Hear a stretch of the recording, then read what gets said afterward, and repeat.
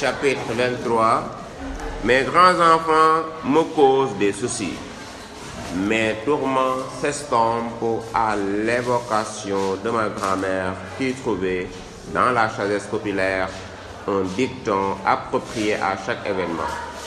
Elle aimait à répéter: la mère de famille n'a pas du temps pour voyager, mais elle a du temps pour mourir.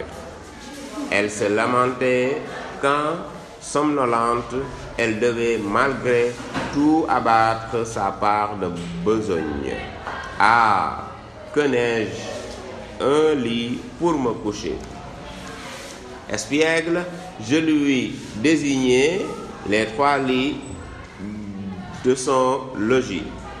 Elle s'irritait: la vie est devant toi, pas derrière.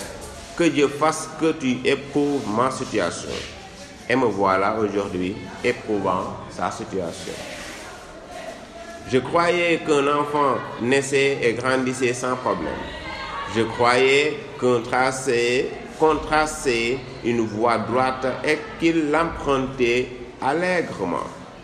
Or, je vérifiais à mes dépens les prophéties de ma grand-mère. Naître des mêmes parents ne crée pas des ressemblances. Forcément, chez les enfants, leur caractère et leurs traits physiques peuvent différer. Ils diffèrent souvent d'ailleurs. Naître des mêmes parents, c'est comme passer la nuit dans une même chambre. Pour apaiser la peur de l'avenir que ces mots pouvaient susciter, ma grand-mère offrait des solutions. Des caractères différents requièrent des méthodes de redressement différentes. De la rudesse ici, de la compréhension là. Les taloches qui réunissent aux tout petits vexent les aînés. Les nerfs sont soumis quotidiennement à dure épreuve, mais c'est le lot de la mère. Brave grand-mère, je puisais de ton enseignement et de ton exemple le courage qui galvanise au moment des choix difficiles. L'autre nuit, j'avais surpris le trio, comme on les appelle familièrement, Aram, Yacine et Dieynaba, en train de fumer dans leur chambre. Tout dans l'attitude d'énoncer l'habitude. La façon de coincer la cigarette entre les doigts, de l'élever gracieusement à la hauteur des lèvres, de la humeur enconnaisseuse. Les narines frémissaient et laissaient échapper la fumée. Et ces demoiselles aspiraient, expiraient, tout en récitant les leçons, tout en rédigeant les devoirs. Elles savouraient leur plaisir goulûment derrière la porte close, car j'essaie de respecter le plus possible leur intimité. Dieynaba, Aram et Yacine me ressemblent, dit-on. Une amitié serviable les lie. Soutenues par de multiples affinités, elles forment un bloc avec les mêmes réactions défensives ou méfiantes face à mes autres enfants. Elles usent ensemble robes, pantalons, corsages ayant presque la même taille. Je n'ai jamais eu à intervenir dans leur conflit. Le trio a la réputation d'être studieux. Mais de là à s'octroyer la licence de fumer, ma colère les foudroya. J'étais offusqué par la surprise. Une bouche de femme exhalant l'odeur âcre du tabac au lieu d'embaumer. Des dents de femme noircies de nicotine au lieu d'éclater de blancheur. Pourtant, leurs dents étaient blanches. Comment s'y prenait-elle pour réaliser cette performance? Je jugeais affreux le port du pantalon quand on n'a pas dans la Constitution le relief peu excessif des occidentales. Le pantalon fait saillir les formes plantureuses de la négresse, que souligne davantage une cambrure profonde de reins.